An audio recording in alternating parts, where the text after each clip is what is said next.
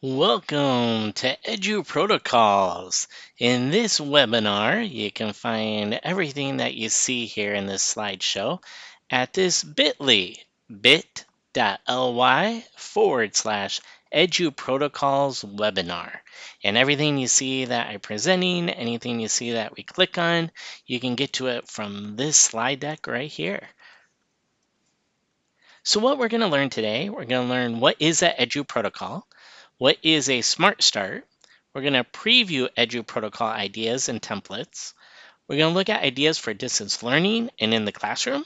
We're also going to practice using them as a learner.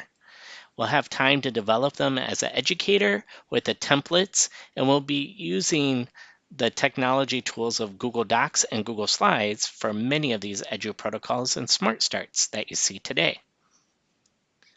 Let's start first watching this video on what is an EduProtocol.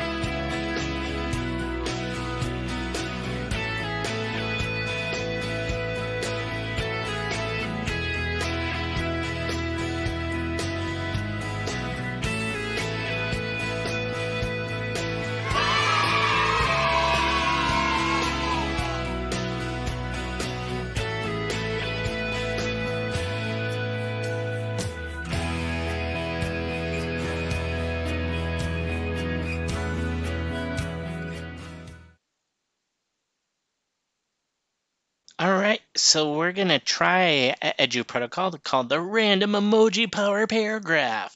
So we're going to take a look at what a EduProtocol is using this example.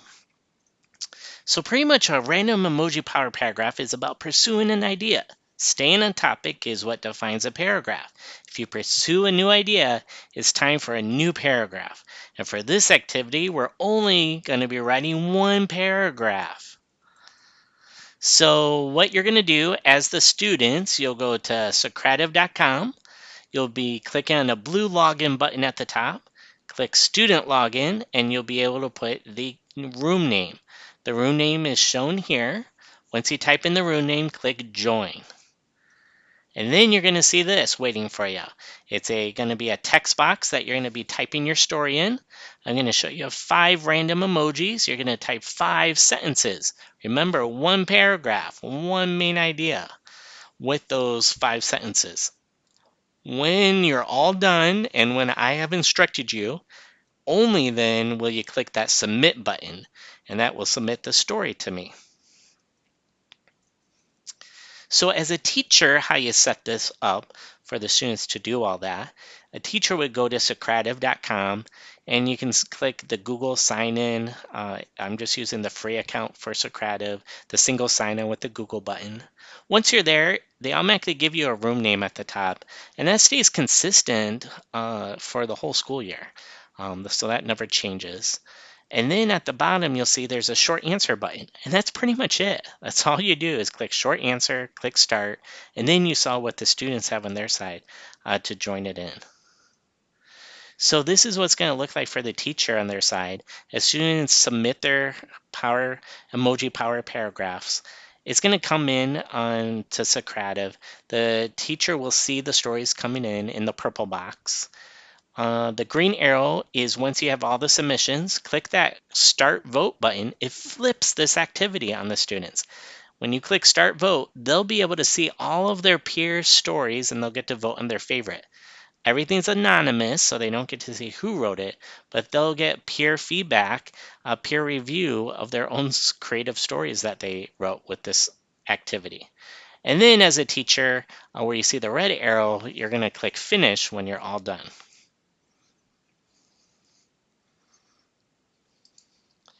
So how this works is the teacher would be using this website here listed at the top called birdseed.com/emoji2.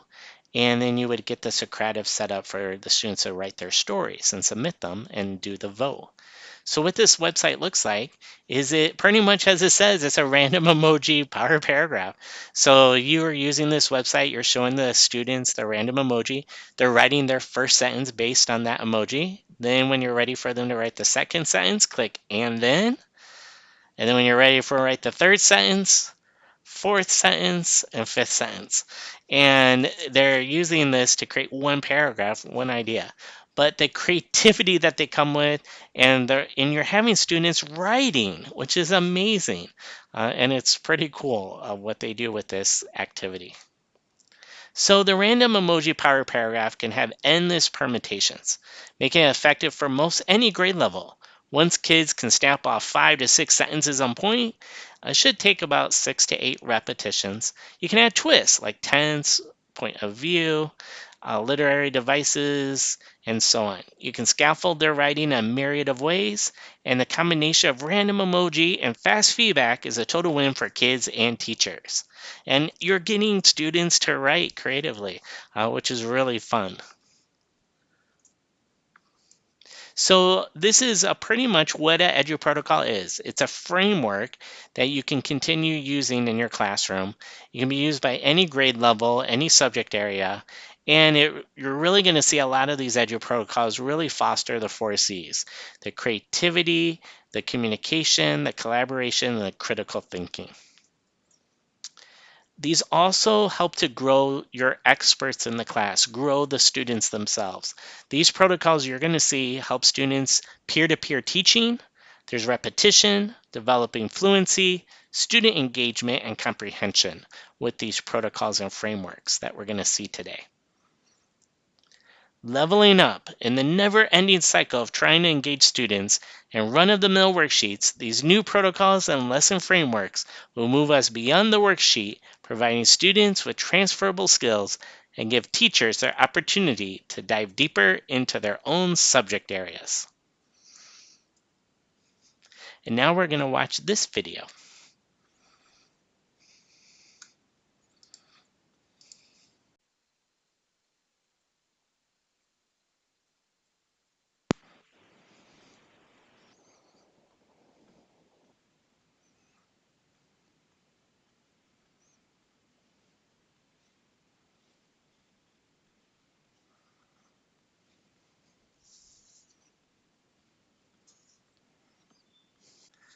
So EduProtocols are two different books.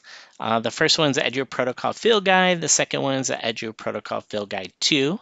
They're written by two California Central Valley educators in the Fresno area, Marlena Hepburn and John Carippo. And I would really recommend starting out with the EduProtocol Field Guide, the first book. As you can see, the numbers, the first book has 16 protocols, the second one has 12. The second book has a couple new ones, plus they do some remixes of ones that you learned in the first book.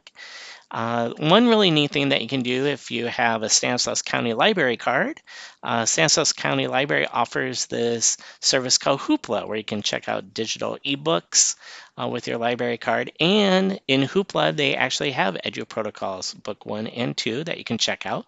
And that might be a nice way to go check it out, see if you like it. And if you do, I would suggest, I'm not affiliated with them at all, but just helping local authors, local educators. If you're really interested, you might look at buying the book. The book itself is pretty cool. It has a space put into every page for taking notes. So the margins are specially designed with learners in mind for taking notes as you're learning these protocols. So it's actually a really neat developed book itself. But definitely check out the free ebook to see if you like it. And if you do, You might also think about finding them on Twitter. They're really approachable. They even be open to signing your book as well. Also, there's the TNT EdTech podcast with Scott and myself, Matthew. And we had on our podcast, we had 2 episodes all about EduProtocols. So, episode 6, you might be interested in checking out. That's with John Crippo, one of the authors. Episode 13 is with Marlena Hebburn, the other author. So, we look at EduProtocols 1 book and EduProtocols 2 book when that came out. So those are in-depth look at EduProtocols if you're really interested in that, and maybe you really are geared to learning through audio. These are some great episodes, and you can find the podcast at any podcast player of choice, and even on the tntedtech.com website. All right, before we get to even more EduProtocols, everything we're showing you are free. EduProtocols, they do believe in open pedagogy, and they share a lot what I'm showing you as free templates off of their website. So they really do encourage the EduProtocols that you're seeing in this slide deck and the templates that are provided here that you can use immediately. They do recommend to start out what's called a smart start. So this is building that classroom culture, getting the routines of these protocols as you start a brand new school year. So let's look at what some smart starts are. So I have a video that will play.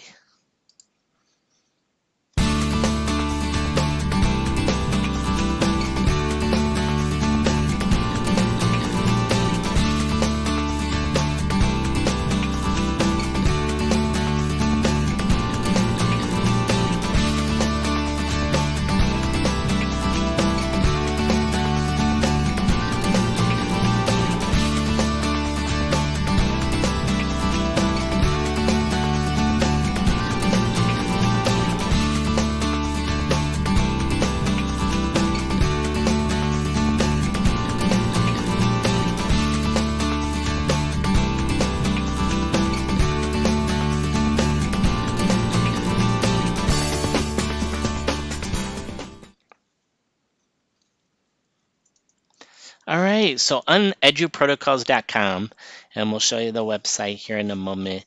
At the top, you can click Smart Start, and you're going to get this free Smart Start first week of school grid. And so it's labeled the different protocols, the different days of the week, and these Smart Starts really are a great way to build that classroom culture. So again, Smart Starts, these protocols teach the expectations while building classroom culture, setting the tone of the classroom, how to use the tech tools, meet a deadline, work with people, and keep the tempo, small chunks, set deadline, move on. So they're getting these routines. And you're going to see in a moment, some of these edu protocols are like 5 minutes, 10 minutes, 1 or 2 minutes present. You're going to see there's this kind of flow to these protocols. And also, it's an easy way for them to get to know each other, also to start to communicate, present, and kind of work out some of those habits and routines in the class to make the protocols even easier to do. So one of the first smart starts is non-digital. It's called the best name game ever, and you might have played this in a variety of ways. But the best name game ever, pretty much it's like this. A student introduces themselves. Hi, my name's Matthew. Then the class goes, hi, Matthew. Next student goes, hi, my name's Sarah. And then the class goes, hi, Matthew and Sarah, and so on. So the class has to keep remembering that first person, the first student's name and the next student's name. As each student starts to introduce themselves, they repeat, but they repeat from the very beginning everyone's name. So it's a repetition of kind of remembering each of the students' names. So that's kind of a really neat one, the best name game ever. You might, for the littles, which might be a little bit challenging to remember everyone, you might just have the best name game be sentence frame. My name is, and I like, blank, so they can fill that in. So those are a couple ways that you could use that. Then this is one of my favorites, Smart Starts. I actually use this in one of my computer science zero period classes. It's called Freyer a Friend. So Freyer model, as you can see those examples, you have the main topic in the center. Then you have those quadrants, the definition, facts and characteristics, examples, non-examples, which is a great learning tool in itself. It's taking this idea and making a smart start out of it.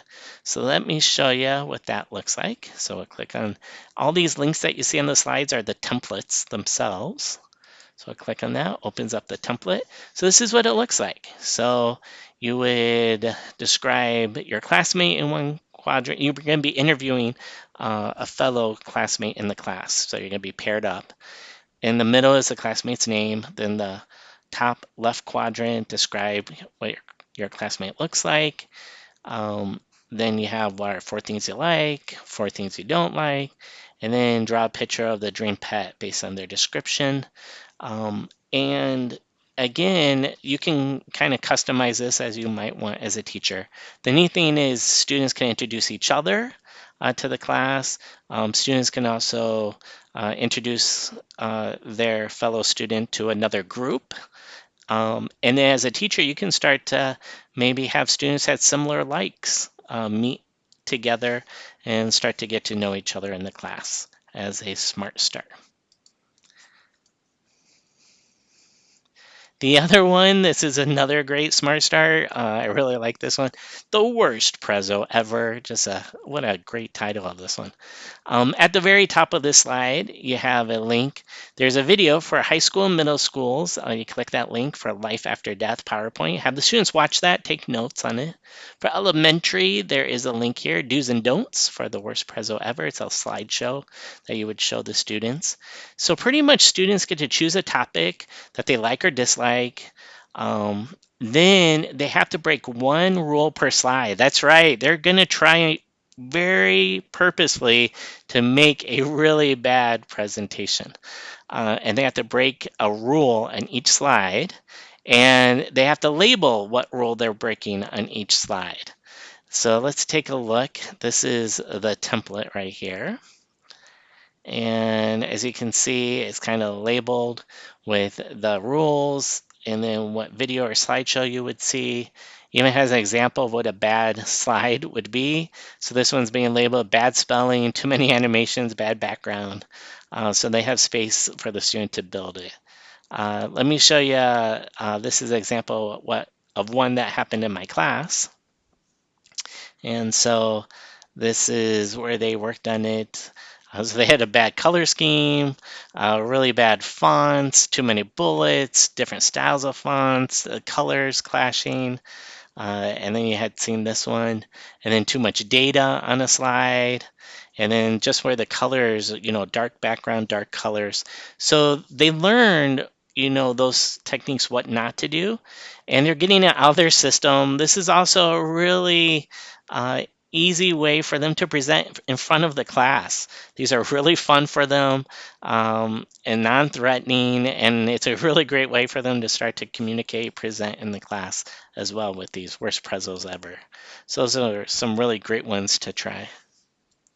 For the littles, you might just say, you know what, uh, uh, do a good rule, do a bad rule, or maybe just have them do one slide with just too many images on it as like, why is that not a good presentation? All right, so now we're going to go back, show you some EduProtocols. So what we just saw were some of the smart starts. So one of them is the cyber sandwich. So in this EduProtocol, you're going to compare and contrast two like or unlike topics. Students spend 10 minutes researching topics and completing their slides. They'll have 5 minutes discussing their findings, and they'll complete a Venn diagram. Using the shared research and the Venn diagram, each student writes their own paragraph, comparing and contrasting the information. Each team will take turns presenting their findings to the class or to other groups. So there's that peer-to-peer teaching or group-to-group teaching. There's also a link to a template for independent work with distance learning and for a link for K2 For K2, it's called Peanut Butter and Jelly, and this template does have the guidelines and how you would use it for that grade level. But let's look at this template, Cyber Sandwich. And so if I'm here, this is what the template looks like. So this would have 2 people in the group. And one slide is ready for student 1 to put down their research.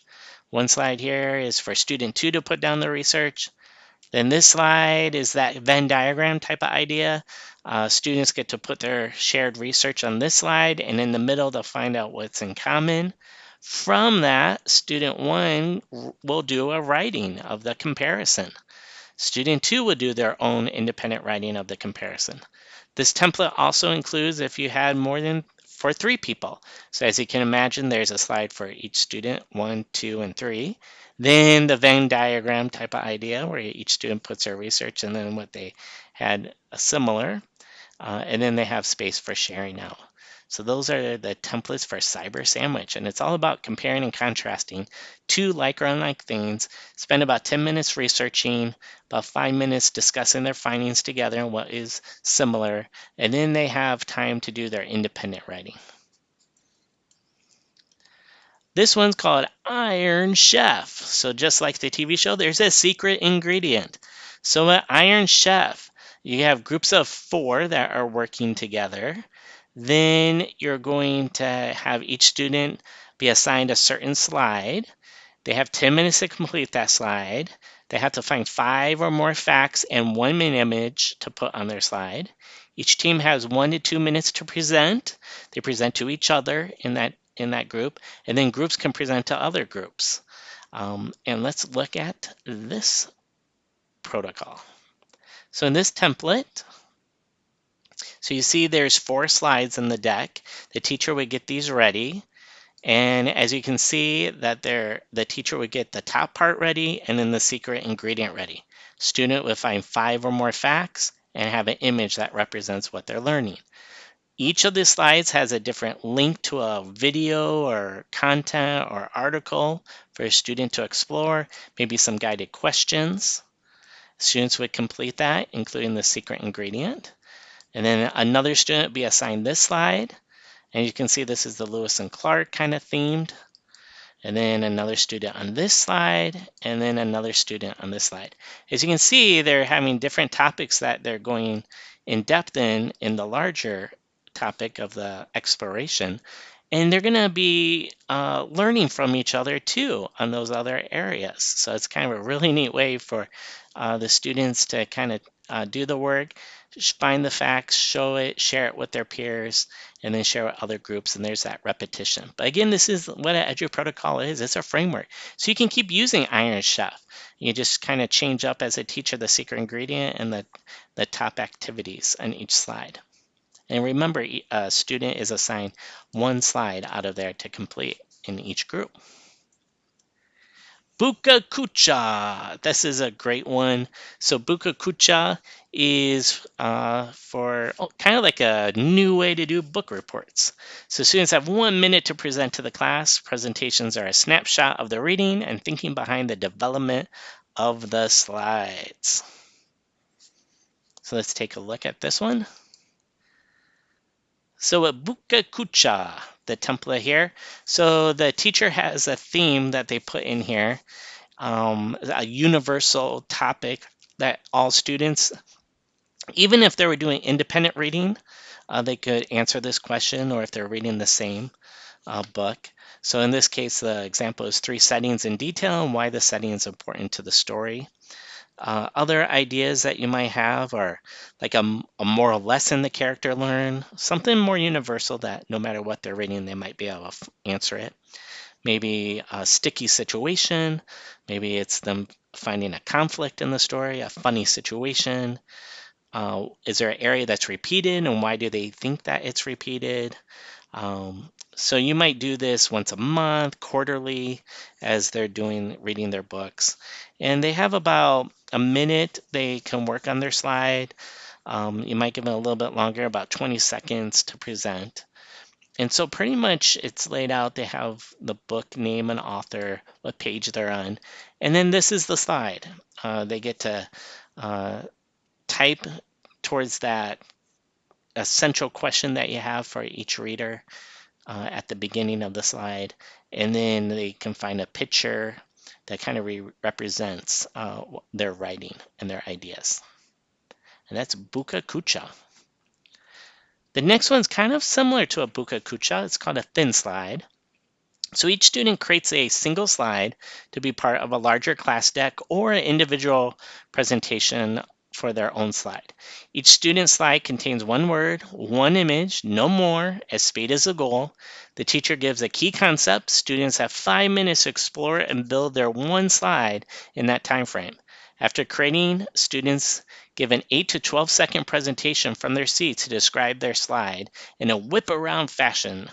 Quickly getting input from the entire class is the main goal of thin slides. So here's what a thin slide is. This is an example I used in my own class, in my computer science class. And the topic I had them is, what is your favorite technology? And they got a chance to present this.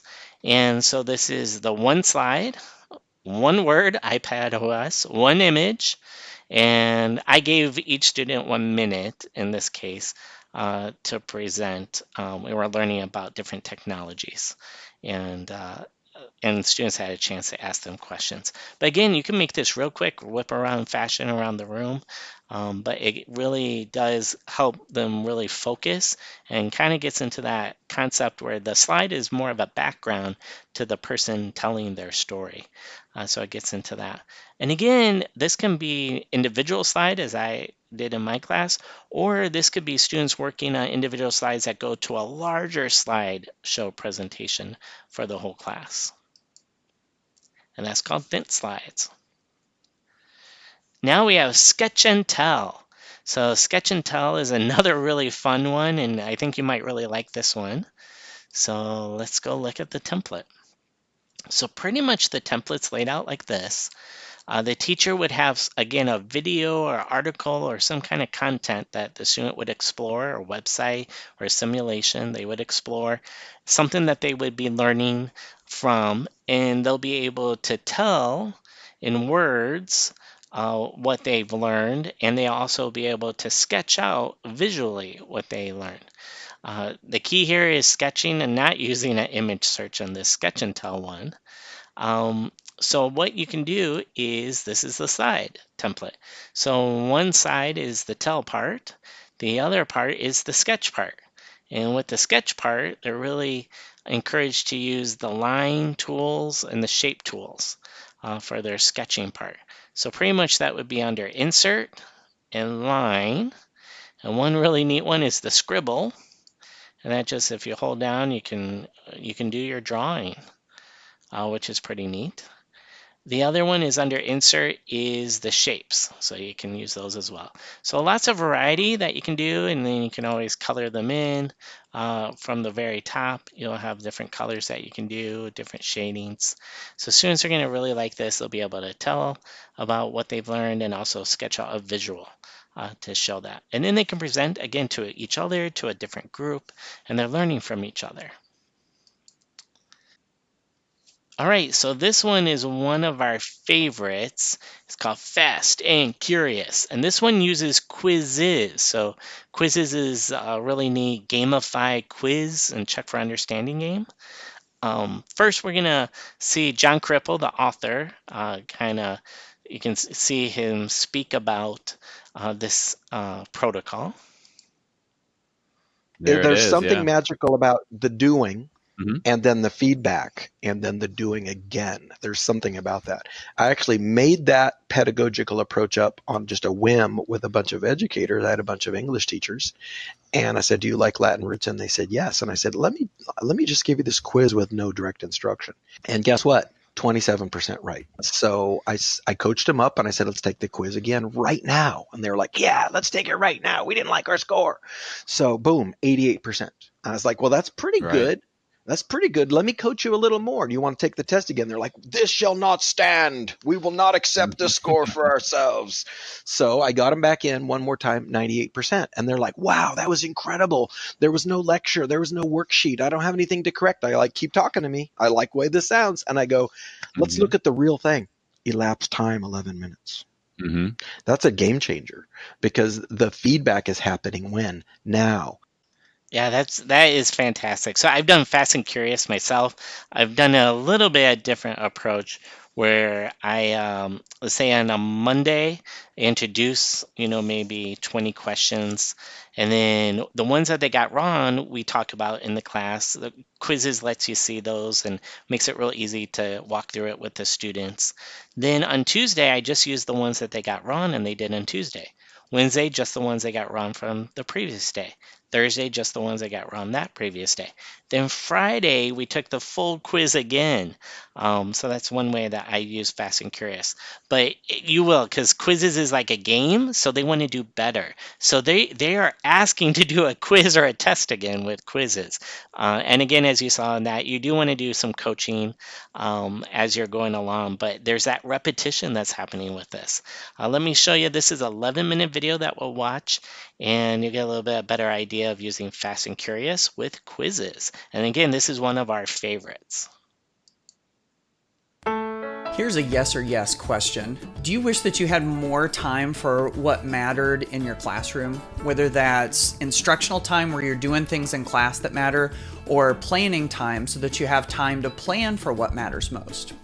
If the answer to that is yes, then I've got something that I think that you're going to love today. I want to show you a non-traditional way to use a tool that you may already be using in the classroom to free you and your students up with lots of extra time to do what you really, really love. I'm Matt Miller from Ditch That Textbook.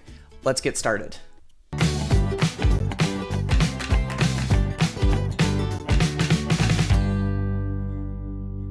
So here are the two big questions that we're going to touch on in this video today. Number one, would you love to replace repetition-based worksheet homework? Having students get repetitions with new material. A lot of times it's with vocabulary or something like that, where if they can get the repetitions, then they're able to remember it. And then secondly, what if you could free yourself up in class and also during your planning period for what matters most? And that's basically the goal of what we're going to talk about today. We're going to dig into the Fast and the Curious EduProtocol. Comes from this fantastic book that I love called the EduProtocol Field Guide. It's by John Carippo and Marlena Hebern. And they talk about EduProtocols, which are these frames, these lesson frames that you can put over a variety of different kinds of content that you teach in class, and you can use them over and over again without them feeling too repetitive. It's kind of like how you have a picture frame and you're able to swap out the picture but still keep the frame. That's the general idea behind EduProtocols. And the Fast and the Curious gives you lots of repetitions, you and your students lots of repetitions, and allows you to give them this wonderful in-time, in-the-moment feedback that really sinks in. It's kind of like working smarter instead of harder to get better results. And it all sort of revolves around this tool called quizzes. If you're not familiar with quizzes, it's very similar to Kahoot, if you've used Kahoot before. And it basically lets you ask your students questions. They respond to them on their devices. Kind of feels like a game show. There's a leaderboard, and the faster they answer the question, the more points that they get. And so a lot of times when we use quizzes, it's in the form of a review. We give them some questions, we ask them, they respond to them, and we can see how well they know things and what we need to do going forward. In the Fast and the Curious, we're almost using quizzes to teach the material. And so here's the general idea of how the Fast and the Curious EduProtocol works. On Monday, this is kind of like a weekly repetitive thing. On Monday, we start off with some new vocabulary words, some new concepts that they need to learn, and we give them some questions. Let's say there's 15 vocabulary words, and we ask them those questions on quizzes. So there they are, there's that first icon, we ask them the questions. So here's an example. A lot of times whenever I present this with teachers, I think, what can I teach them that they don't know? And the thing that I came up with was Polish. It's something that a lot of the teachers that I work with don't know. I can use it as content to kind of put them in the place of the student. And so I ask them all of these Polish questions, and I do it through quizzes. And so some of them, they get the answers correct. A lot of them, they get the answers wrong. And so once we've gone through those first questions, I basically just throw those Polish questions at the teachers. And so if you were using this in the classroom, you'd do the same thing. You just kind of lay these new vocabulary terms onto the students, and we see how much of it they actually know. Once they're done, we use that opportunity to take a look at the data and give them some feedback. Because the great thing about it is once they're done with those questions, like the moment they finish up, we have this golden frame of time, this golden opportunity to give students feedback in the moment when they're still sort of like mentally connected to it. You know, we take homework assignments and we grade them and we hand them back the next day, and kids throw them in the trash can a lot of times because they're so disconnected from when they did it. But now they've just done it. This is the perfect time to give feedback. So anything that they've struggled with, we give them a little mini lesson about it. Anything that we need to reteach, we can go ahead and do that. So that's what we do there. So we're digging into all of the questions that the student struggled with. We've got the data right here, and we're able to give them what they need. It's kind of like differentiating down to the class by looking at the data and saying, what do they really need the most instruction on, and giving it to them right there in the moment. And then once they're done with that, we take the quizzes game again. So we just did it. We just told them what they need to be able to get it right the next time, and then we take the quizzes game again. Whenever I do this with teachers, sometimes once we've taken this quiz on Polish words, and I give them some mnemonic devices so that they can remember those words, sometimes they look at it and they go, yeah, but do we have to take it again right now? We know all the answers now. Is it really that useful? And I say, yes, absolutely, we need to take it again right now. Because if I give you all of these strategies and all these mnemonic devices and everything, and I say, hey, just remember that next time you take this, it's going to totally just drop out of your memory. But if you can put those strategies into practice right away, right now, even if you know all the answers, that's pretty important. It locks it in. So that's what we do on Monday with this Fast and the Curious EduProtocol. We repeat that process again on Tuesday. Take a quizzes game, do the reteach or the mini lesson for everything that students struggled with. Now on Tuesday, you can either continue to ask all of those same questions, or if students showed mastery of certain questions, you can drop those off and only ask them the questions that they struggled on. So either way, this totally works.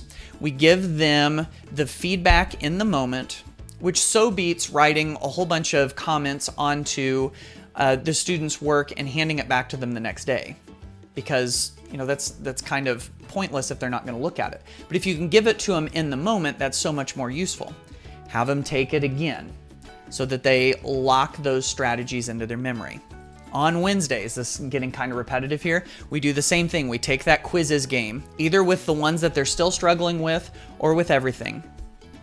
Reteach, give them a little mini lesson on the stuff that they really need, take it again. Now's where it gets interesting. We go to Thursday. We take that quiz one more time on quizzes, and we see how all of the students perform across the board. You ready for this?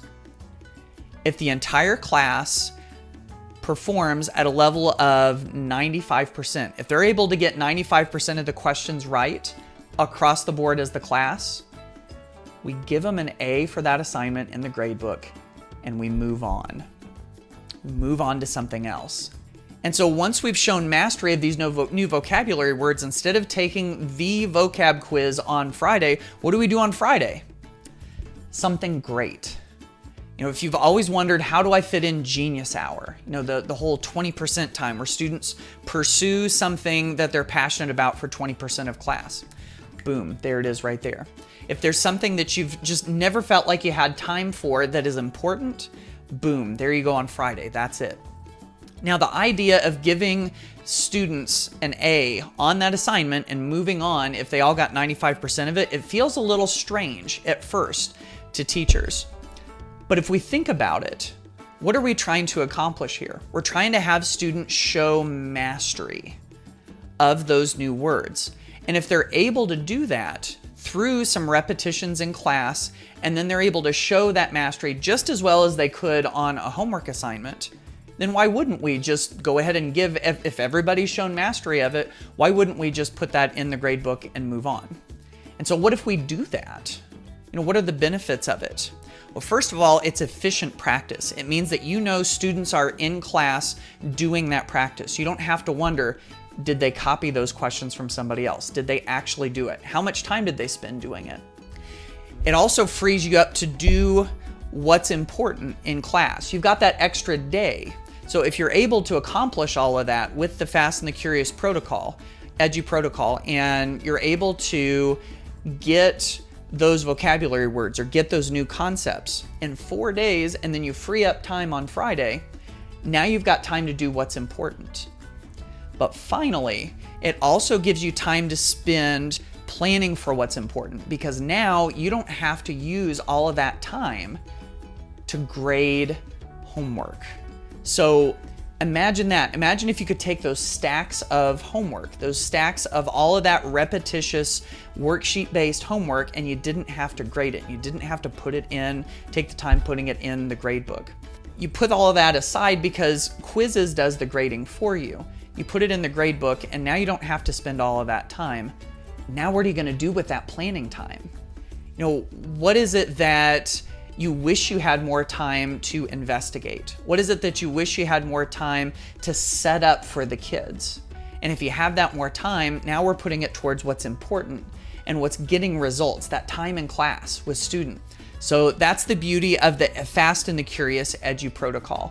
It's pretty easy to set up. Of course, the great thing with Quizzes is that you can create your own questions to ask students quick and easy. You can also search through everybody else's, the millions of Quizzes games that are out there to try to pull in other questions so that you don't have to write them yourself. Lots and lots of upside here. So I hope this is useful to you. If this video has been useful, go ahead and give it a thumbs up and like it. If you like videos like this, make sure that you subscribe to the YouTube channel, and I will see you on the next video. All right, so that was Fast and Curious, and you can see it's a great one to try out for these EduProtocols in your class. Now, EduProtocols for distance learning. So on the EduProtocols website, they do have a special section for distance learning. And a couple guidelines is sharing these documents out for distance learning. One way that you can use is Schoology has a Google integrated assignment, or you can just use the share button in a Google slide or Google Doc. Just use a share button and put the web link in from the protocol template in Schoology itself for students to open up. You want to make sure to give students enough directions to complete the task if you have not been using the EduProtocols in the classroom, so students aren't overwhelmed. You might even create a screencast video of what you're expecting or how they use it. You might also look at the magic of repetition. Even in an online format, new processes will be clumsy at first. Give yourself and your students grace and allow for the learning curve. Mastery comes from repeated practice. So these are some curated list of EduProtocols that will fit the distance learning really well. So is a Buka, let me go back. The Buka Kucha, and these are all linked here on the slide deck. That was the book report. Iron Chef that we saw, the 4 different slides with the secret ingredient. Cyber Sandwich, that's the research, compare and contrast. And the Sketch and Tell is here too. One that we hadn't seen yet is this 8 parts. So 8 parts, as you can imagine, is 8 parts of speech. And as you can see, the template here is where you put in the different parts of speech in those different boxes, and you're using those parts of speech to write a paragraph in the middle. So that's called the 8 parts protocol. Also, we have some templates that we've talked about today, curated for you. One place that you can get the templates is eduprotocols.com, the main website. At the very top is free templates and smart starts to click on. You can get started using them. Also, if you're really looking for how can you use these protocols with math, there's a really great website called mathreps.com that has these EduProtocols geared for math. Also in the slide deck, we put in one slide all the different EduProtocols we talked about today in this webinar. So the left side, you can click on those links that will open up the template. The right side are notes for what those protocols were again. And then we have one here for Smart Starts. Easy way to get to the menu of Smart Starts that we had and notes on the right-hand side. And additional links that we sometimes share out within the webinar presentation here that you can click on for additional resources and learning. There are some skill sets, as you can imagine, for some tech skills for doing this, especially with distance learning. So I put together a slide here, a couple different ideas. In the top left is Flipgrid. So Flipgrid is this really great video recording tool for students, and students can record their presentations in Flipgrid for other students to see. Then in the bottom left-hand corner is Schoology Conferences. So that's a great way to have a live video meeting with your students that's built into your Schoology course. And in there, you can use breakout rooms, and there's a link how to use them here. But you can use the breakout rooms, and you can have students work together on these protocols in those rooms. So a lot of times I like to get my students in the breakout rooms, and then in the breakout room, in the chat, I'll post the share link to one of the templates, and they can all click on it and work on it together right there in the breakout room. In the middle, excuse me. In the middle is the Schoology integrated Google assignments. That's that feature where it will uniquely assign the Google slide or document to each student to work on within Schoology. And then the right-hand side is all about how you can individually assign items in Schoology to groups and teams. Also how to get that share button in a template to link it in Schoology as well. Also, if you want to jazz up some of the templates, I think they're pretty cool already, but you might want to jazz them up. So one thing that you can see on the left side here of the slide is in Google Slides, in the bottom right corner is the Explore button. When you click that, it'll give you design ideas. Also, as you can see in this slide, it's like space themed. I got this from slidescarnival.com. It's a great website. You can get free slide templates to use, and they're just really nicely designed and professionally looking and fun.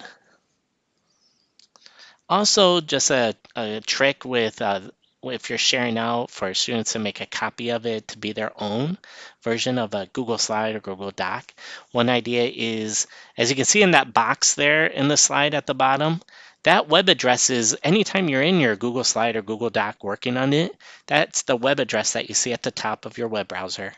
Well, as you see that pink word edit here, if you take out the word edit and you put the word copy instead, and then put this whole shared website link of this with just changing up the word edit to copy, and you put that in Schoology, when students click on it, they'll automatically be asked to make a copy and own it in their own individual Google Drive, which is kind of cool. All right, so now we're gonna look at using the protocols as our students. So we're gonna go to Schoology course. I'll have you join it. We'll go to Schoology Conferences. I'll use the breakout rooms. And then I'm going to assign you in the breakout rooms to work together on a EduProtocol. Again, I'm just clicking the share button of those templates. I'm grabbing the share web link, and I'm just pasting that in the chat in those breakout rooms. The neat thing is you'll all be able to click on it, work on it together. You'll be able to talk to each other in the Schoology Conference breakout room. All right, so thank you for joining us today for EduProtocols. Remember, everything you saw today in this slideshow, you have a copy of. You can click on all the same things I did for the templates in here. It's at bit.ly/EduProtocols webinar. And don't forget to reach out to your neighborhood-friendly technology coach, Matthew Ketchum here. You can feel free to email me, ketchum.m@monet.k12.ca.us. At Twitter, you can follow me, Matt EdTech Coach. Also, Scott Noons is going to be joining us as our additional technology coach. You can reach Scott at noons.sc, at monet.k12.ca.us, or follow him on Twitter at Mr. Noons Teach. So reach out to both of us. We're happy to help you develop your EduProtocols as you get started and any questions that you have. Thank you.